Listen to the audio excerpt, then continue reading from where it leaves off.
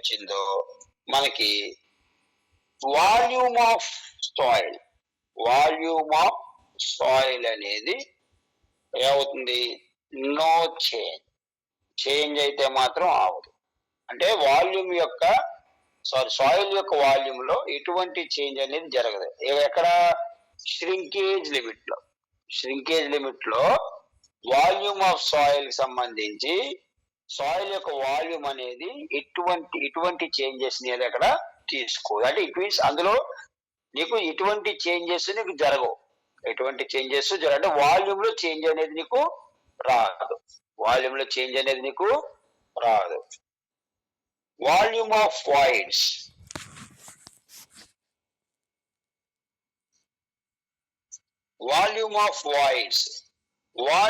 Voids లో కూడా no change వస్తుందని చెప్తున్నాను.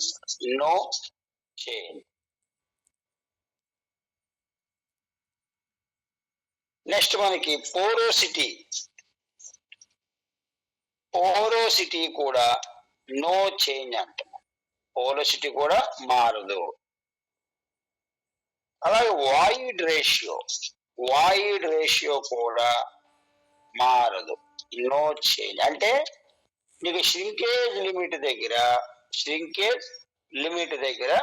నీకు ఎటువంటి చేంజెస్ నీకు రావు. శ్రింకేజ్ లిమిట్ దగ్గర. నెక్స్ట్ మనకి శ్రింకేజ్ లిమిట్ కనుక పెంచామనుకోండి, ఇట్ మీన్స్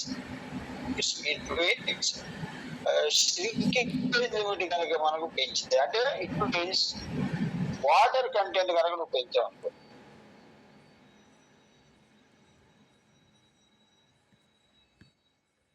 నీకు శ్రింకేజ్ లిమిట్ దగ్గర వాటర్ కంటెంట్ కనుక నువ్వు పెంచావనుకో, అప్పుడు ఏమవుతుంది? కంప్రెసిబిలిటీ అనేది పెరుగుతుంది.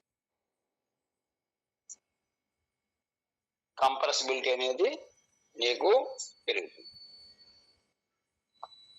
సో వాటర్ కంటెంట్ పెంచే కొద్దీ కంప్రెసిబిలిటీ అనేది నీకు పెరుగుతుంది. ఎక్కడ? శ్రింకేజ్ లిమిట్ దగ్గర నువ్వు వాటర్ కనుక పెంచితే కంప్రెసిబిలిటీ అనేది పెరుగుతుంది. అంటే లిక్విడ్ లిమిట్ దగ్గరకు వచ్చినప్పుడు నువ్వు ఎప్పుడైతే శ్రింకేజ్ లిమిట్ దగ్గరకు వచ్చావో, శ్రింకేజ్ లిమిట్ దగ్గర కనుక నువ్వు వాటర్ కనుక ఇంక్రీజింగ్ చేసుకుంటే, అంటే వాటర్ కంటెంట్ కనుక నువ్వు పెంచుకుంటూ పోతే నీ కంప్రెసిబిలిటీ అనేది పెరుగుతుంది. నీకు పెరుగుతుంది. ఇందాక మీకు చెప్పింది ఇలా చెప్పాను కదా, ఇది సాలిడ్ లో ఉంది. ఇక్కడ వాటర్ కంటెంట్ ఎస్ చెప్పాను. అంటే శ్రింకేజ్ లిమిట్ అనేది ఇక్కడికి అనమాట. ఇక్కడికి శ్రింకేజ్ లిమిట్. ఇక్కడి నుంచి నీకు శ్రింకేజ్, ఇక్కడ నీకు ఏమవుతుంది? సెమీ సాలిడ్ గా అవుతుంది. కానీ ఇక్కడ నుంచి నీకు 0 నుంచి నీకు శ్రింకేజ్ లిమిట్ అనేది ఇక్కడికి వచ్చింది. అంటే ఇక్కడ నుంచి స్టార్ట్ అయింది శ్రింకేజ్ లిమిట్. అంటే ఇక్కడ నుంచి 0 నుంచి ఇక్కడ వరకు కూడా నీకు సాలిడ్ గానే ఉంది. ఇది లిమిట్ ఇక్కడ నుంచి పెరిగింది. కానీ ఇక్కడి నుంచి ఇక్కడికి ఏం లేదు. 0 నుంచి మనం స్టార్ట్ చేసాం కాబట్టి సాలిడ్ గానే ఉంది. సాలిడ్ గా ఉన్నప్పుడు నీకు చేంజెస్ అనేవి రావు. ఎందుకు రావు? నువ్వు ఇంకా సాలిడ్ స్టేజ్